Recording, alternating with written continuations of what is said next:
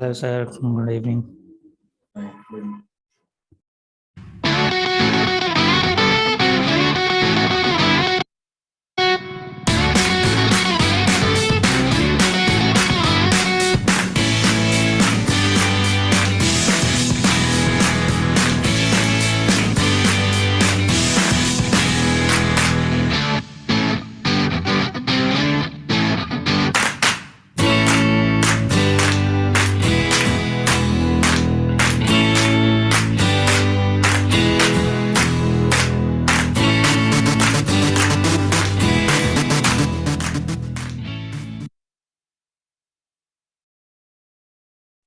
Okay.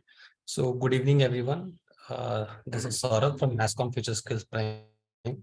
Welcome to today's fourth and final masterclass of our cybersecurity cohort. So in today's session, we will cover the fourth and fifth chapter, which is remaining in this course. And post this session, we will actually help you with a mentor session to help you complete, help you become ready for the SSC NASCOM assessment that we will do with one of our colleagues who has already completed this assessment, and she will help you with the kind of questions that are going to be asked in the assessment, and that we will do it on 21st and 23rd of December. So the details of which will be shared with you on WhatsApp group and your respective email IDs. So again, thank you so much for joining in. Over to you, Karthik. Okay, so a very warm good evening to everyone present here for the very last, as Saurabh sir also suggested, for the last and fourth day of our cybersecurity workshop that we are conducting for the course of Introduction to Cybersecurity. So today, it is actually the fourth day, but in the course of Introduction to Cybersecurity, there are in total, in actuality, there are 5 chapters. So today we will be conducting both the fourth and the fifth chapter of the entirety course. But let me tell you frankly, the fifth chapter is not regarded for working professionals like you, because we have designed this course with a variety of participants in mind. So the fifth chapter is, you can say, mostly covered, or you can say mostly uh, created in the students, for the students purposes, as what will be their future careers in cybersecurity, and if they want to pursue in cybersecurity, what kind of jobs will be they getting, and how will they pursue these jobs through the use of various job portals, and which type of job posting will they select, and such. These are the only contents that are in the last chapter of our introduction to cybersecurity course. So I think we will be able to skip that portion for you guys, since you all are already working professionals and such.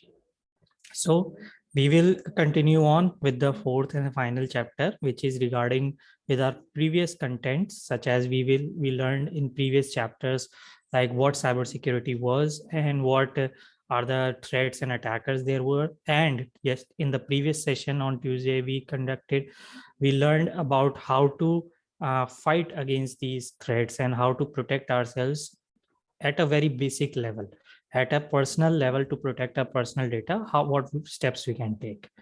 Today we will take a much advanced approach and go on the, you can say, to protect the organization. As stated in the first chapter, there are 2 types of data that we have to protect. First is the personal data, and the other is organizational data. So we already learned how to protect our personal information by protecting our devices, our networks, and our data. But how to protect the entire organization, because the organization has a very large amount of information, a very large amount of data we have to protect, and an administrator has to protect.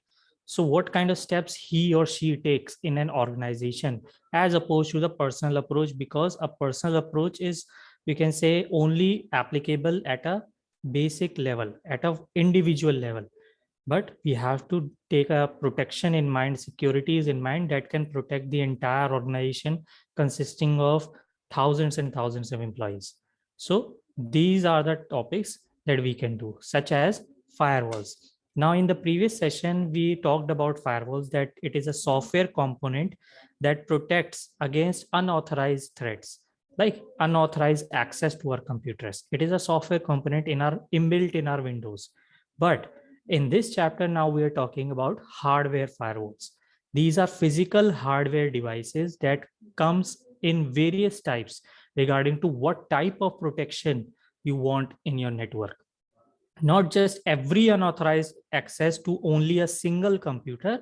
Instead of protecting just a single computer, this firewall now protects the entire network based on type of protection an administrator wants, such as there is a network layer firewall, transport layer firewall, application layer firewall. These are layers based on our networking OSI model, which in turn protects our network from, like, such as network layer firewall protects our network in base regarding to our source and destination IP addresses.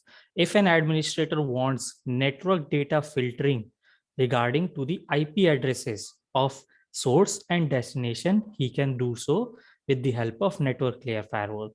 Then in transport layer, if the administrator wants to prevent data, block data, and allow data on the basis of one protocol, such as there are various protocols running, such as HTTP, FTTP, SMTP for mail, FTP for file transfer, HTTP for web mail transfers. So these are various protocols that are running in place. So if an administrator wants to filter out the data based on these protocols, then we use transport layer firewall.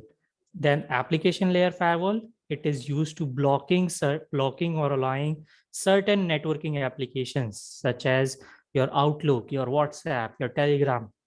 If an administrator wants to block certain application programs that use the network, we can use the application layer firewall. Context aware application firewall is used when an organization wants to apply the firewall securities based on various users, based on their role in the organization, based on what devices they are using. Such as, let me give you a real life example. I work in an IT foundation. Now, based on the user and roles we have, such as my role is an IT trainer, I will be allowed certain programs to open up in my laptop, but I will certain apps and programs will be blocked on my laptop because I am a trainer. Those apps will be allowed on my manager's, my boss's laptop, but not on my laptop. Same, I will not be allowed to access my Wi-Fi through my mobile phone, but another colleague of mine might be able to connect his mobile phone because his role is different. His devices have been given access as well. So based on the types of users, based on the application type, an administrator can implement the context aware application firewall to block or allow certain transmission protocols. So these are actual hardware firewalls that can be used to prevent any unauthorized access to the entire network. These can be, you can say, purchased from the market, but we can also employ them at a personal level. If you want as an individual to employ this physical hardware on your devices, on your network at home, nobody is stopping you. You can also implement them, but they cost a very, you can say, in the expensive side, such as Cisco's hardware firewalls cost around 70 to 80,000 per device.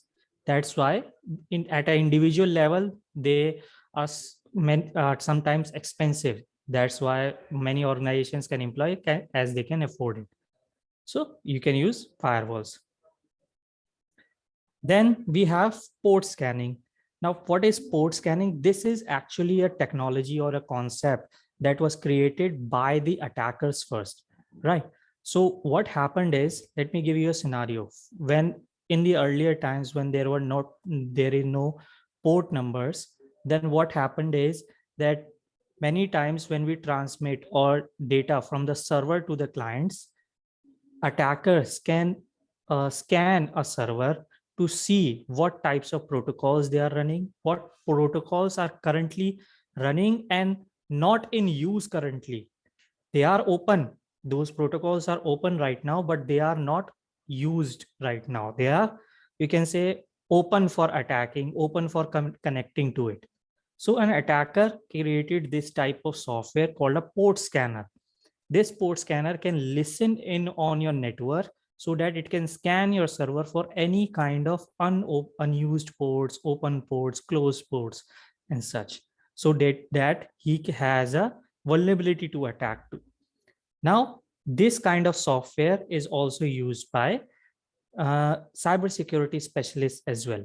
This cybersecurity, by the use of cybersecurity specialist, what an administrator can do is that he can scan his own servers to find out these vulnerabilities. Like I can scan my own company's network to find out if any there are ports available that are currently in use and not in use. If there is a port open, protocol open that is currently not in use, that I should close it right now because it is creating an opening for an attacker to attack. Right. So that is how port scanner works. It is a, you can say, software utility that is available in our cybersecurity specialist operating systems such as Kali Linux and workstations and everything. There are many, these types of tools are also available through Windows applications as well, such as you may be able to download ZenMap from Google that will allow you to port scan any kind of server or any kind of IP address that you want. Then we have the technique of detecting attacks in real time. Now, what we talk about when we talk about real time detecting, what do we talk about when we talk about real time?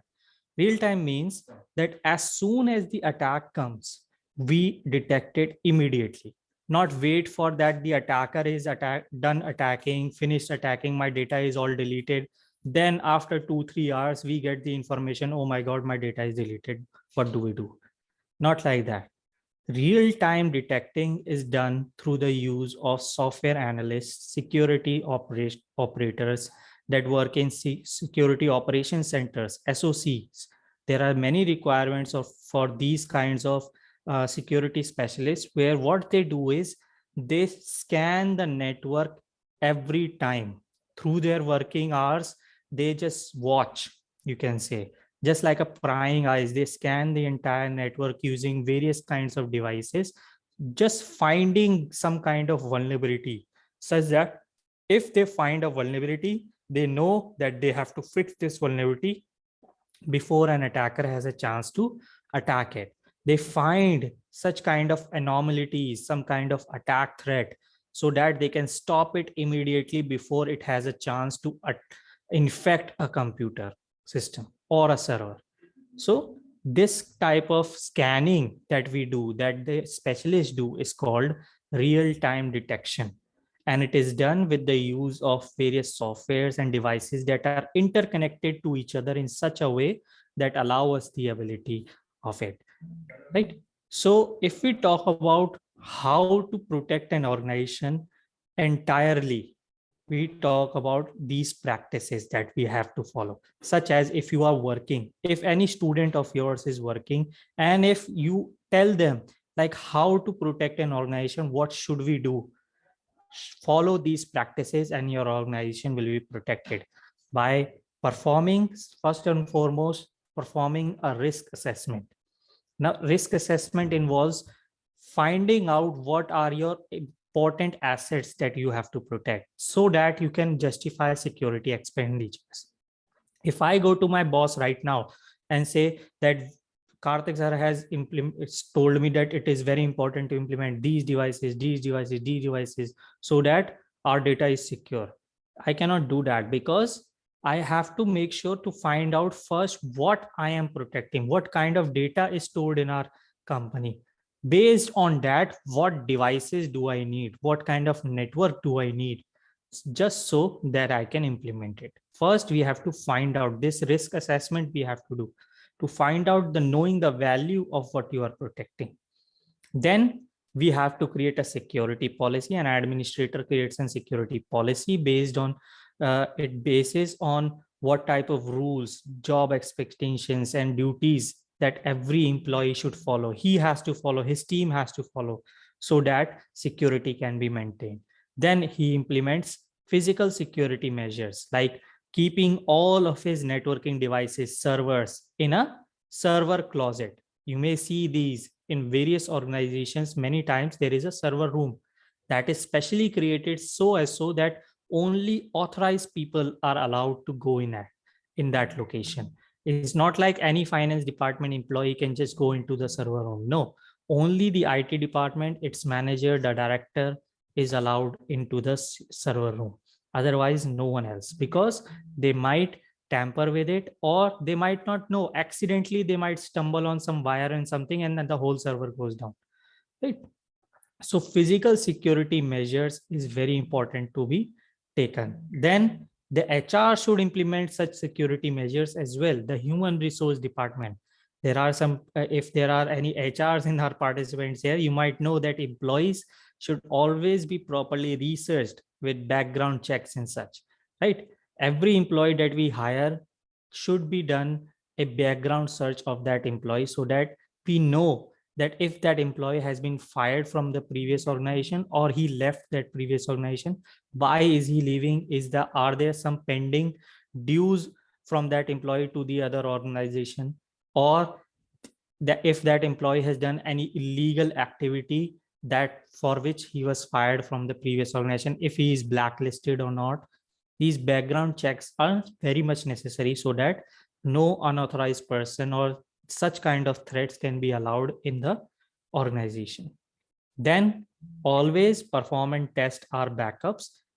I told you in the previous session that the backup creation is very much necessary in case of data loss. But now in our organization, what to be done is, one step we have to go further.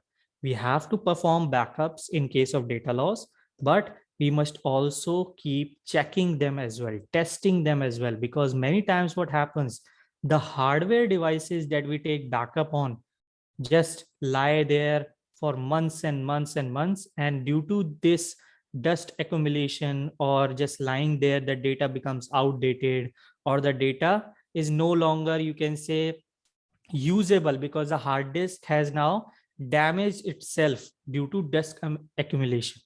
So we have to make sure we have to test these backups as well, that in the event of an emergency, are we able to recover our data or not, if these backups are working or not. So we have to perform backups and test those as well regularly. Then we have to maintain security patches and updates as well, because if we are not updating our security software, if we are not updating what secure antiviruses we are implementing, or any kind of security software we are implementing, whatever operating systems we are implementing, we have to make sure the servers and the clients, all that means, I'm not talking about the other company clients, talking about the server and the employees that are connected to the server, those are also clients of the server. So we have to make sure to regularly update those as well, their operating systems and their programs.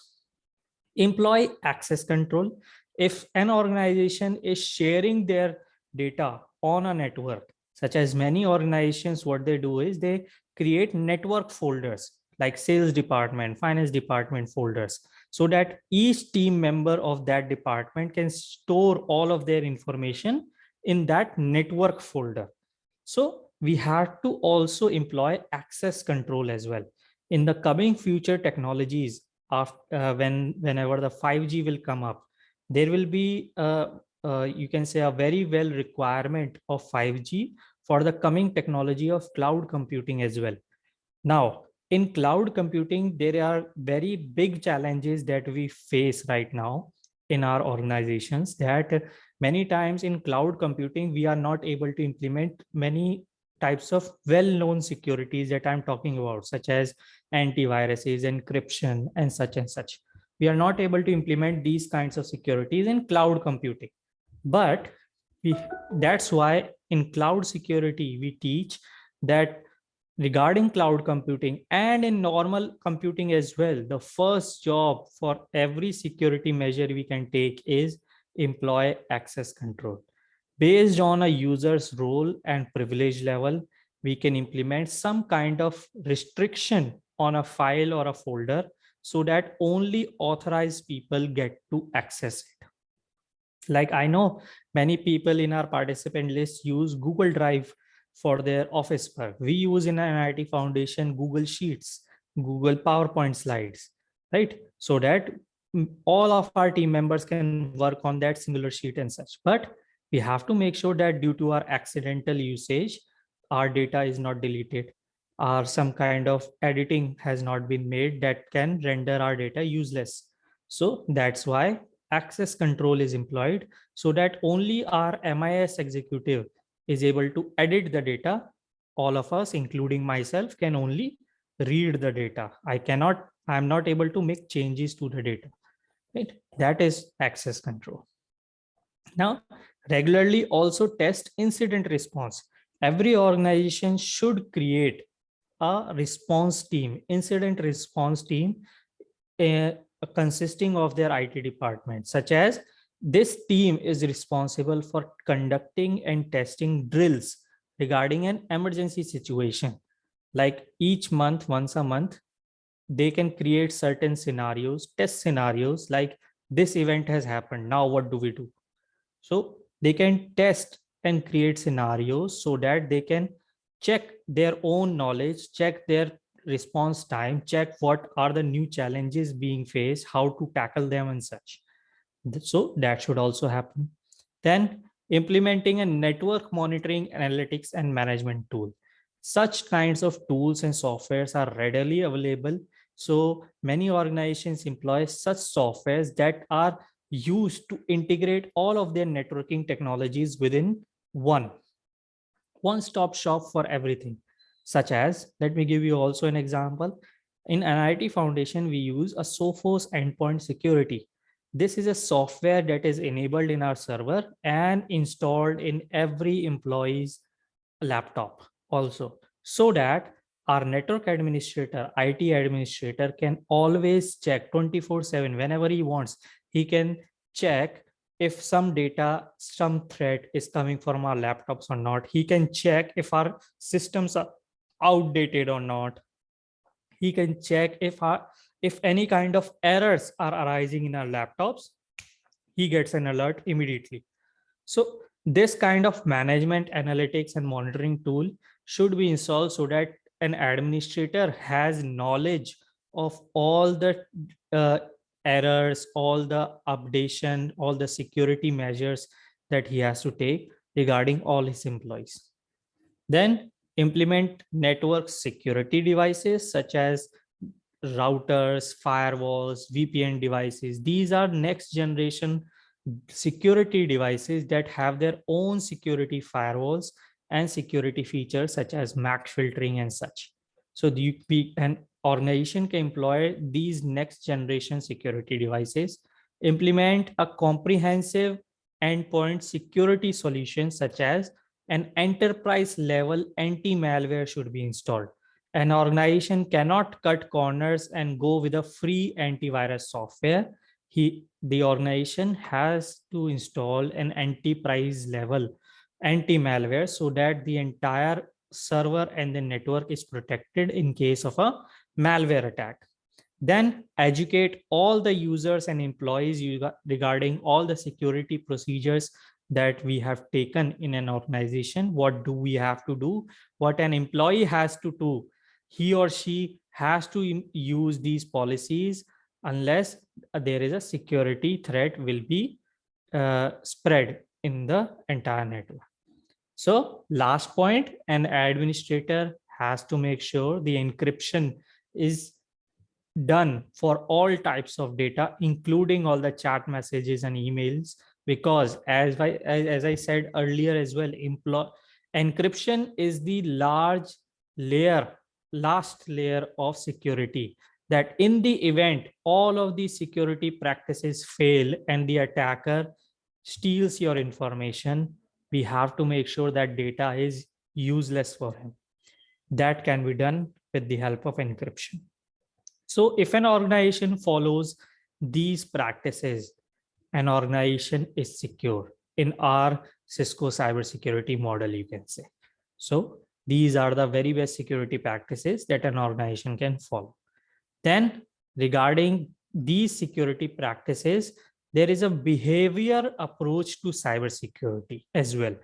What in the first chapter or in the second one, in the first two chapters, I talked about social engineering, right? It is an attacker's technique. Social engineering is an attacker's technique of such kind of manipulation of words and language so that he can manipulate us. He manipulates us to take advantage of our nature, to so that we give away our information and such. So if an attacker knows our nature, our behavior, he takes approach to attack regarding our behavior, we can do it in reverse as well. uh, we can do it in reverse as well. We know the behavior of an attacker as well. We know that if there is a vulnerability in our networks, in our system, an attacker will surely come to attack us. That's how these behavior based securities are created, such as honeypots. Honeypots is a kind of technique in security where a cybersecurity specialist will knowingly create a vulnerability in our system, in the server. He will, by purpose, create a vulnerability in our server because he knows if an attacker finds a vulnerability, he will surely attack. Then the specialist will lay some kind of trap in the vulnerability so that whenever the attacker tries to come, we will capture his information, his IP address, his location, some kind of data we will capture. So you can say the hunted becomes the hunter. So that kind of technique is called a honeypot. So we lay a trap in our own vulnerabilities. Then there is also the Cisco's cyber threat defense solution architecture. This kind of model that we have created, the Cisco has created for companies and corporation, is it is a very, you can say, complicated but surely secure architecture for companies that uses behavior based detection using various devices and softwares, and it captures all of the threats that can be possible if this vulnerability is not resolved. So what this solution architecture entails, let me show you. It employs the ability of some devices such as NetFlow devices. NetFlow device, what it does is, it is a special kind of enabled NetFlow enabled router that an organization can employ that collects all the information flowing in a network, such as if an attacker if an cybersecurity specialist wants to, you can say, make a report of every data that travels in the network, like data is traveling from A to B. Now, what is A's IP address? What is B's IP address? What kind of data is flowing? What protocol is conducting this data? What kind of input interface and such? Many kinds of information flows when the data is traveling. That NetFlow enabled device captures all of that information to make a detailed report of it. Now, all of our information, there are thousands of employees, thousands of laptops communicating with each other.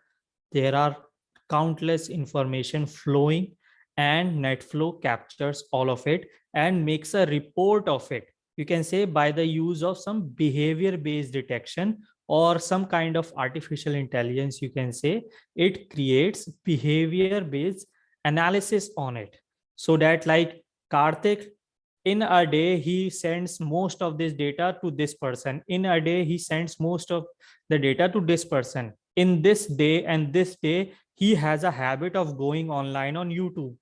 This kind of report can be created because that device has all of my information coming from my laptop, right? So that way we can manage and monitor our own network and our own organization. As a cybersecurity specialist can monitor this information for detecting any kind of threat as well, right? Then we have Cisco's approach to cybersecurity. What has Cisco done to create cybersecurity in this field of cybersecurity? Cisco has created Computer Security Incident Response Team. In short, we call it the CSIRT team. This team is implemented in every companies that employ Cisco as a client, that use Cisco devices, that make sure that this team helps you in regards to any kind of attack or hack that happened. It is something like, you can say, a forensic police department.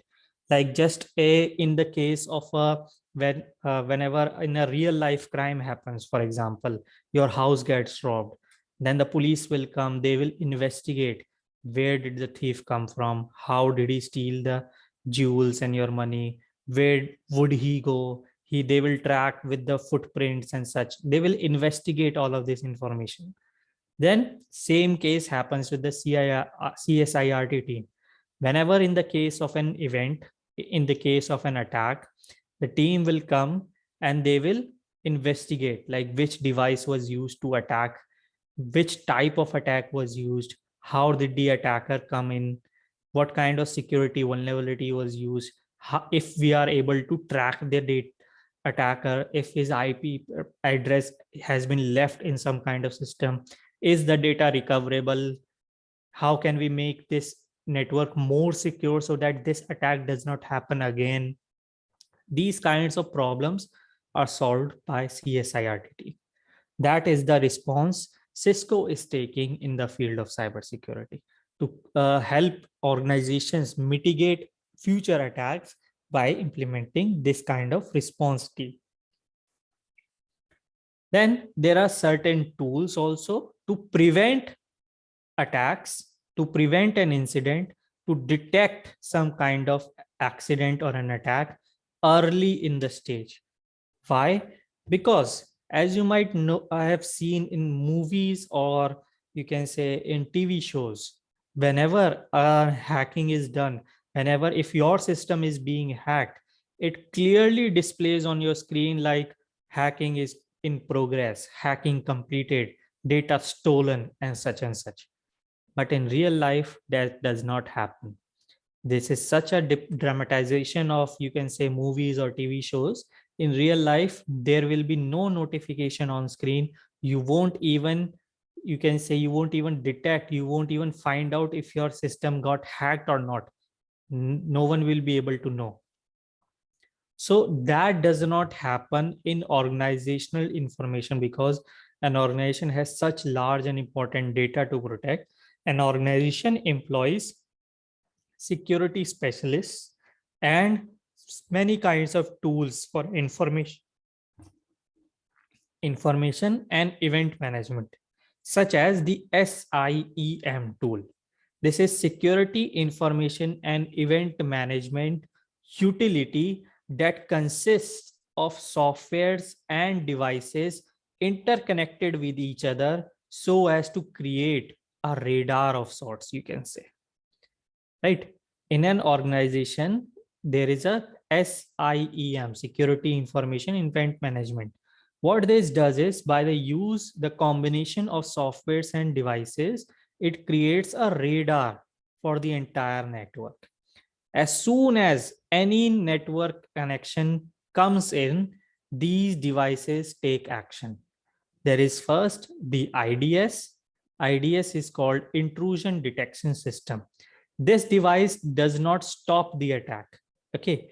What it does is it collects the information, such as it will scan the entire network 24/7, 365 days. As long as the network is on, this machine will work. This machine will then scan the network for any unknown access, If either it is a threat or not, it doesn't matter.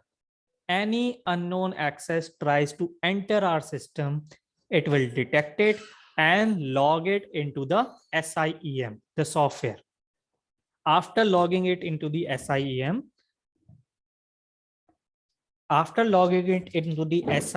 software, it will create some kind of report and then it will mark it with a threat level. Okay. So IDS creates what? A threat level report based on the behavior based detection. So it will mark each and every unknown access with a color coding of sorts, such as this is a yellow color code. This is not that high level of a threat. This is just a regular access. We can allow it. If it is a color code red, that means this is a high level threat because I have scanned it online as well from the online security database that is a valid virus malware threat and we should block it. But the blocking cannot be done by the use of IDS. Then the SIEM, the software, the tool utility, what they will do is they will transfer this report to IPS. IPS is intrusion prevention system. They have an own, IPS has its own whitelist and blacklist already recorded inside of it. After which, what will happen? The IPS will check the information, the threat level, that if the security threat matches with its blacklist and whitelist, it will block the access, unless then it will allow it as well. Okay, if it is not, if it does not match, it will allow the access. That's how hacking is stopped and prevented before an attack happens in an organization with the use of these SIEM technology. Now, this is also a very, you can say, high profile, expensive technology. So many organizations do not employ such techniques and technology because, as I said, it costs a lot. Because point number one, the devices that should be employed, such as IDS and IPS, they are very expensive. And then we have a need of an SIEM specialist as well, that knows how to operate the software, that knows how to analyze the data. A networking specialist is needed. So that also costs a lot. So many organizations do not employ it, but there are very larger organizations such as IBM, Cisco, and Wipro. They employ such kind of you can say technologies to prevent hacking in their organization.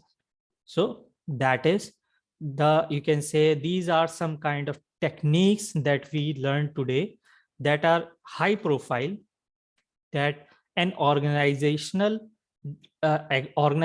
employs to prevent any kind of hacking to be done, any kind of data loss to be done, and to prevent any kind of cyber attack as well.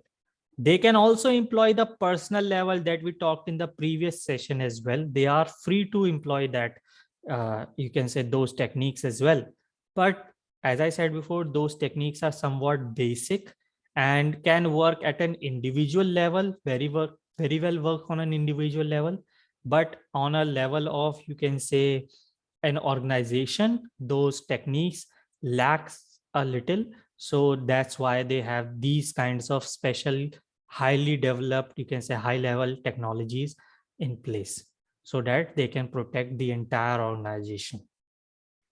So that's where our chapter number 4, how to protect an organization, is completed.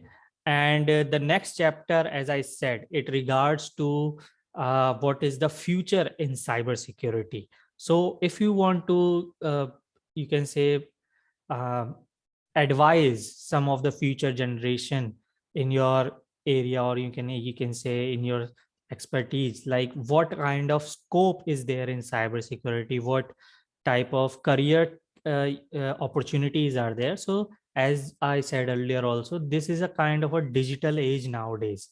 There are many organizations that are currently employing also the SIEM technology as well.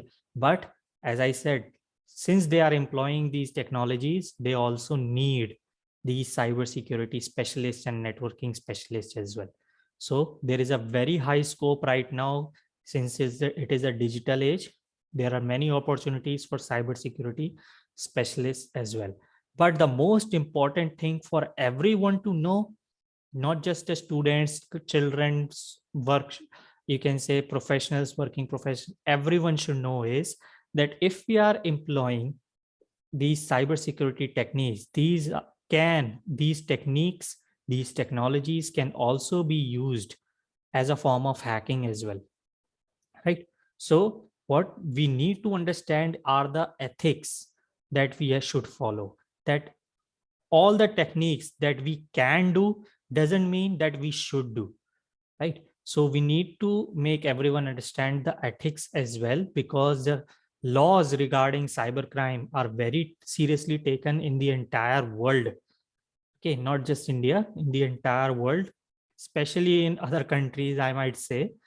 It is very seriously taken, the laws regarding cybersecurity and protection of privacy. So we have to make sure everyone understands if they can use these skills online or for to another person. They won't be spared if they are just saying that I am just checking the techniques that I learned in school, in colleges. No, if they learn something, they should use it responsibly in the means of security purposes, not any other purpose. So that's where the entire topic from my side, any content from my side of cybersecurity has now completed. You can say any kind of queries you have, you can now share it in the chat box and I will answer them completely.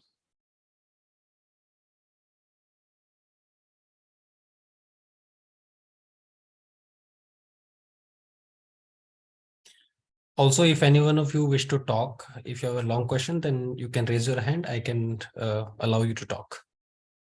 Yeah.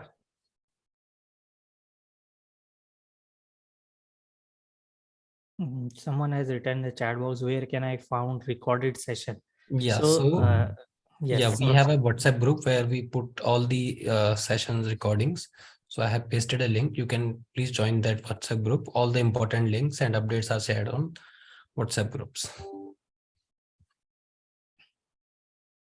Okay, Annie is raising the hand. I am allowing you to talk. Yeah, Annie, please. Hello, am I audible? yes.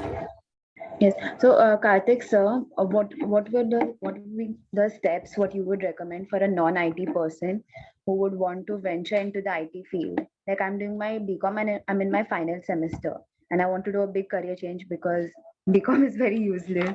Yeah. So see, the beauty of an IT, you can say curriculum or content, is that anyone can take part at it. No one has to be a science person, a commerce person, or doctor's person. So if you want to start a career in IT, I would very much recommend, if you want to see, there are many career fields in IT as well. There is a programming field, there is a networking field, hardware field, and such. If you want to go into software and programming, I would advise you to start up with Python programming, because it is very much you can say regarded Yes. very specialized software in IoT devices, in future software development, and very easy to use as well. Then if you want to go into networking, I would advise you to take up some networking courses, such as there in Cisco's networking academy are. There is a networking essentials. In Cisco, there is a CCNA course as well, the Cisco Certified Networking Associate, which details the entire networking infrastructure, how network works, what are IP addresses, and everything and such. In cybersecurity also, see, I just taught you today, this is the course for awareness program, like to understand what cybersecurity is. There are also advanced level cybersecurity programs, but we don't teach them at the first point, because to know those deep topics, one has to have a certain level of networking expertise as well. So I would advise that if you want to go into the IT networking and cybersecurity, start with CCNA, then you will be eligible for any kind of field, such as in networking future or in cybersecurity future. Yes, sir. Thank you so much. Yeah.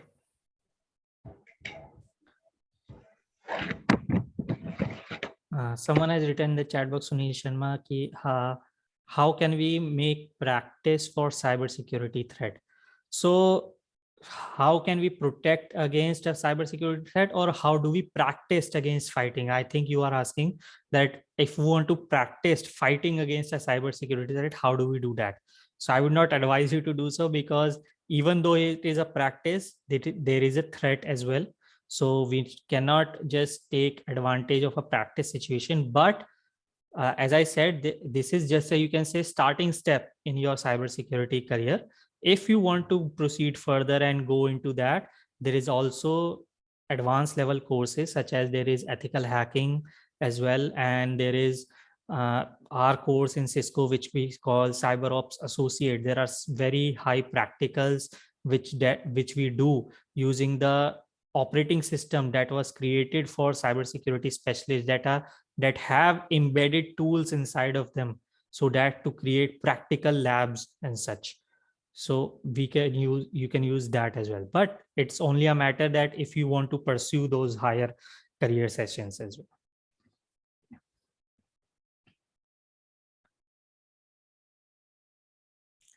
Okay, any other questions? I hope this was the answer to your question.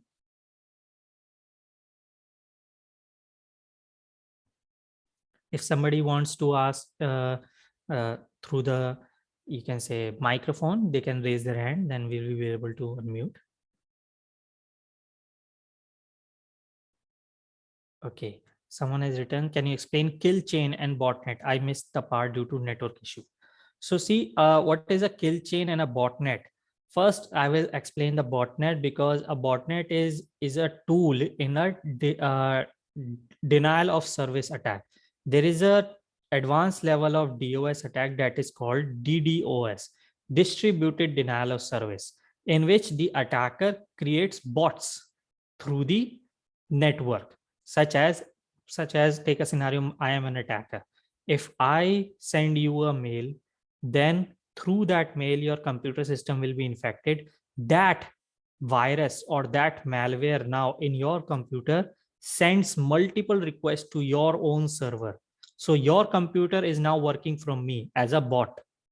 Then because that malware has the ability to multiply itself, it will spread onto your friend's computer. That will do the same thing as well. That will spread into another computers. It creates a botnet, as you might say. That's why it is called a botnet. So that is a kind of a, you can say, attack that an attacker can do. That is also called the distributed denial of service attack as well. The kill chain is what are the steps an attacker does to conduct an attack, right? He does not just willy-nilly attack an organization and just go with the virus. No, he takes certain steps in the chain. First step, first link in the chain, to research the target. What kind of target am I attacking? What are his family and friends? What are his organization name? What is his role? What equipment he uses? What are the security procedures used? These are the research materials. Then he finds out the vulnerability. He searches for a vulnerability that he can take advantage of. Then the third part, create some kind of attack, some kind of combination, some kind of malware to exploit that vulnerability. Then fourth, attack. Fourth is the step is the attack part, because now he has researched all of it, find out the vulnerability, and then created some kind of attack for exploiting that vulnerability. The fourth part, attack. And then fifth part, collect all the information, then destroy all the data and such. And lastly, hide his own tracks. That is the own kill chain of an attacker that he has to implement. Okay, so these are the techniques. Is there any tool or methods to know that our screen is reading someone or not? So in the earlier sessions, I also told you about the utility in Windows that is called the Task Manager. That Task Manager in Windows is a very good utility for you to use to monitor your own computer if any background application is running on your computer or not. You can open up your Task Manager in Windows by right-clicking on the taskbar and go to Task Manager, and where you will be able to find out all the apps that are currently running, all the background apps that are currently running, all the background services that are currently running. So with that in mind, you can find out if any or application or any service that I do not want is running on your system, you can end it then and there, right? Because those background applications are the sign that if your screen is read by someone or not, or your data is stolen or not, right? Does programming language like Java or do any role in cybersecurity in ethical hacking? So there is, you can say, a slight, you can say, usage of Java programming or any other type of programming in cybersecurity or ethical hacking is the creation of new algorithms and new technologies, right? The take SIEM for an example that I told you today. SIEM today was not created out of thin air. Okay, so there were some kind of programmers, you can say, and though those programmers created with the use of Python, Java, or any kind of other programming languages, created this utility that integrated all of these networking devices in one software, right? So yes, there is an also course, you can say, another field in IT that is called the DevOps, right? It is called development operations. It is also slightly in cybersecurity, slightly in programming, that uses programming and ethical hacking. So you are using programming and going into cybersecurity as well, right? So that you can take role of if you want to take part in it as well.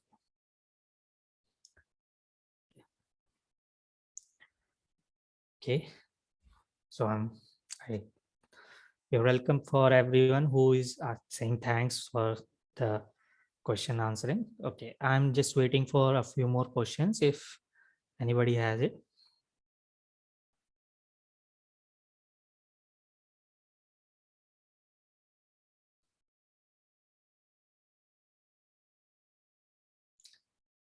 For cybersecurity, we should know any programming languages, Bola is asking.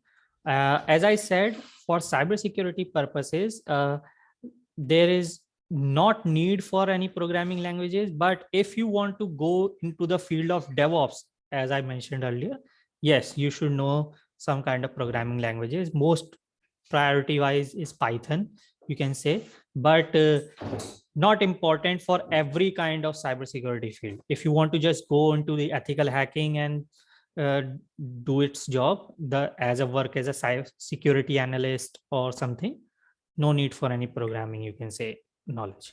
It is good to know, but not needed, you can say.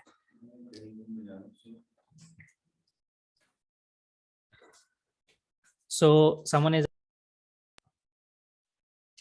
asking also that please let us know the career path for ethical hacking. So career path, if I talk about the Cisco courses, the next step in your point is go for CCNA. CCNA will provide you the deep and very deep level of networking, because in that CCNA there is a module for security as well, right? You can take part in that CCNA for deep level understanding of networking and securities. Then you can go for ethical hacking courses or cyber operations courses. There are different courses, such as Cisco's ethical hacking course is called Cyber Ops Associate. If you want to go with another, you can say there are many other industries and corporations as well. If you want to go another certification, there are their names such as CEH. CEH is the common and the most popular global level certification that you can pursue for ethical hacking. CEH is literally called Certified Ethical Hacker. That is a global certification that can be pursued. But first, as I said, there is a deep requirement of networking for you to understand that you should know that you can use by the help of CCN. Hi, Karthik, Anjana here. Sorry, Yes, I joined late today. no issue. So, since we have completed this session, you can tell everybody to take the assessment and certification. Why is it important? Because, like you said, everything comes after this. And the first step to anything would be the certification. Exactly. And especially the NASCOM certification, since it is kind of a check on how much have you people learned in reality, and only to support with respect to that, we are also going to do a session for everyone on 21st and 23rd. But Karthik, if you have seen or gone through it and you have some tips, it would be nice. So I'm sorry to say that, ma'am, but I have not been able to go through the certification part yet on NASCOM side, but I have been, you can say, I have known the tips and tricks, you can say, but because I have done my certification from Cisco side as well. So regarding those tips and tricks, I might say that prepare for such kind of questions, because I know the exam pattern that you can say in the certification process, the exam pattern will not be like what is cybersecurity, what are malwares, what is this. Every part I understand, in my experience, every time the exam pattern for certification processes is that the questions will be more targeted towards troubleshooting, more targeted towards scenario based questions. Like the questions will be labeled, or you can say designed in such a way like a person or this organization is having this kind of issues, what is the type of attack that this organization is facing. So same kind of questions, but you can say written in such a way that can confuse a person, you can say. So prepare so such scenario based and troubleshooting based questions, then you will be able to easily, you can say, clear the introduction to cybersecurity, this certification. As ma'am suggested, unless or until you complete this certification, then everything in the future and future career is not be able to start it. If you want to climb into the career ladder, we have to take the first step down at bottom. We cannot just jump to the second step. Right. So I think that's all from my side then, Anjana ma'am. So Karthik, I would Yeah. like to thank you personally Yeah. that you did all the, the whole thing of introduction to cybersecurity with this batch. And thank you so much for ensuring that everybody, does every chapter and you went through every detail. So thank you so much for your support. And if Mohit is here, Mohit also I would like to thank. Mohit, are you there?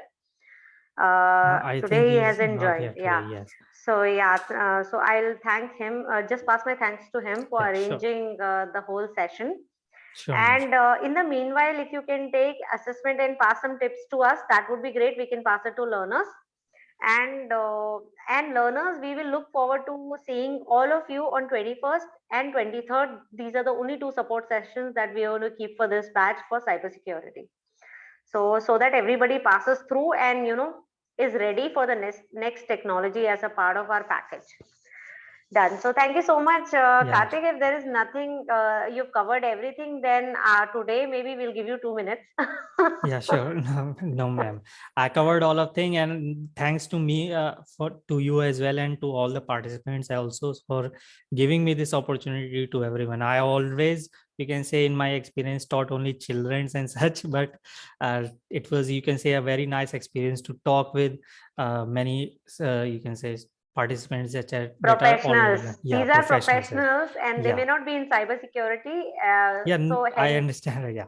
So it was very nice talking, and there were many such questions that can also, you can say, a teacher also learns sometimes by answering such questions as such. So that's also in my experience. So a very thanks to everyone for joining this session, and I wish all of you the best of luck for completing the certification and towards your career. And I thank appreciate you, Karthik Karthik, and thank you, Saurav. and I Thank appreciate you so much, Karthik for a Karthik. great, Yeah. appreciate Karthik for with great patience teaching inch by inch, that is in the moment to moment. So it was a really great experience. Yeah, thank Thank you. you, Karthik. Thank you, everyone. Thanks, Muttu. Thank you. Thanks, I thanks, didn't everyone. notice you are also here. Thank you so Yeah, much thank for you, being there. Muthu. Yeah, thank you. Thanks, everyone. Have a Okay, good night. thanks, Bye ma'am. bye. Have a good night, everyone.